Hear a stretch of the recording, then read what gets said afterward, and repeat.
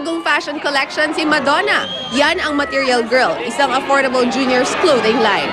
At ang partner niya sa proyektong ito, walang iba kundi ang 13-year-old daughter niyang si Lourdes. She reminds me a lot of me when I was younger because she just goes for it and she tries different things and it doesn't look like she thought too much about it. Bata pa lang daw si Lourdes o Lola kung tawagin ng ina, mahilig na ito sa fashion. Gayunman, hindi raw gusto ni Madonna na madistract ang anak sa kanyang pag-aaral. Proud na proud daw ang Queen of Pop kay Lourdes. Si Lourdes, ganon din kaya sa ina?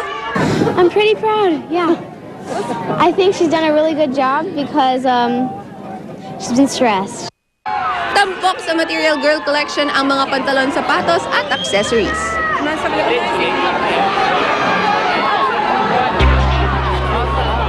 Samantala, pagkakaroon ng beard o balbas na uuso sa Hollywood.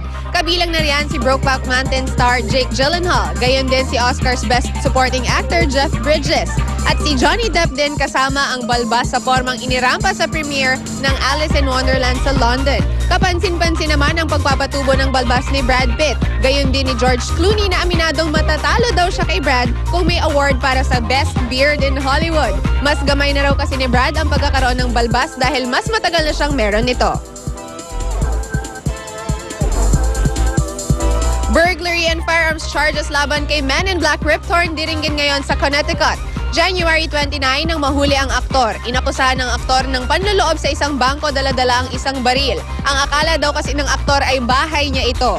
Pagkatapos maaresto, pinaten si Rip sa Alcohol Rehabilitation Program. Sumailalim na rin sa probation si Rip noong nakaraang taon kasunod ng drunk driving case sa Connecticut. Samantala, Iza Calzado at Sunshine Dizon nakalimutan na raw ang napapabalitang alitan. Tutukan yan dito sa Unang Chika. Balik tayo kay Jiggy. Salamat, Luan. At para sa latest sa lagay ng trapiko, narito ang ating kapusang si Love Anuver. Love!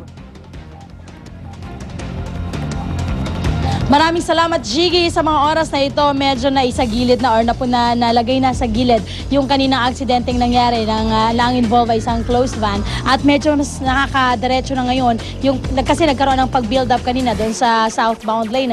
Pero ngayon, maayos-ayos na at nakakatuloy na po ang daloy ng trapiko. Dito naman po sa may Balintawak exit, may kita ho natin ngayon ang unti-unting pagdating at pagdagsa ng mga motoristang papasok ng norte na pumipila dito sa may Balintawak toll booth. Pero maayos pa rin naman po sila nakakadiretso patungo po ng norte. Yung mga patungo naman po ng south, may kitaan din po ng tuloy-tuloy na daloy ng trapiko. Paalalang muli sa ating mga motorista, tandaan po natin ang mga choke points dito po sa area ng North Luzon Expressway. Simula po yan bukas ay ngayong araw at April 1, 2010. Ito po yung mga choke points natin, yung mga expect nyo nang magkakaroon ng pagbibuild up or pagbigat ang daloy ng trapiko dahil sa Semana Santa. Ang Balintawak Toll Gate, ang Dau Toll Gate, ang Mabalacat Interchange, yan po ay sa entrance ng SCTEX via North Luzon Expressway.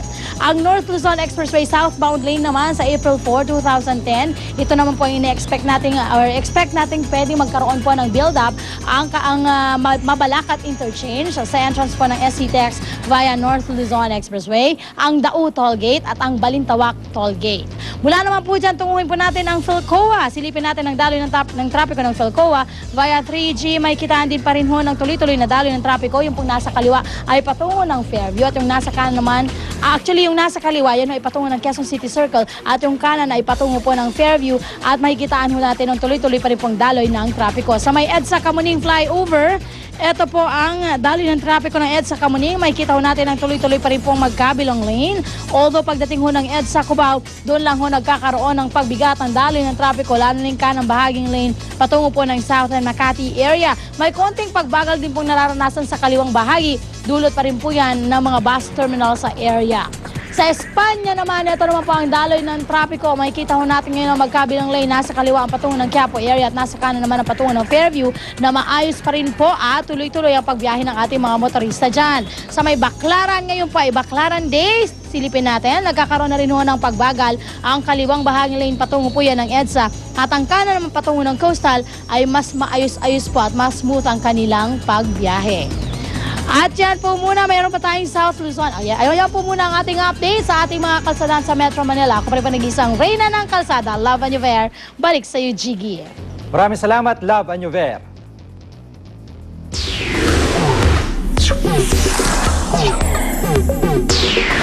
Patuloy pa rin po ang pakikiisa ng ating mga tagapanood sa ating pagbabalita, tulad ng pakikilahok ng ilang bata sa tradisyonal na pabasa sa Pasay. Nakunan yan ni Arnold Eusebio. Pwede niyong ipadala sa YouScoop ang mga video o litrato ng inyong biyahe o mga tradisyon ngayong Semana Santa. Mag-log on sa www.youscoop.tv.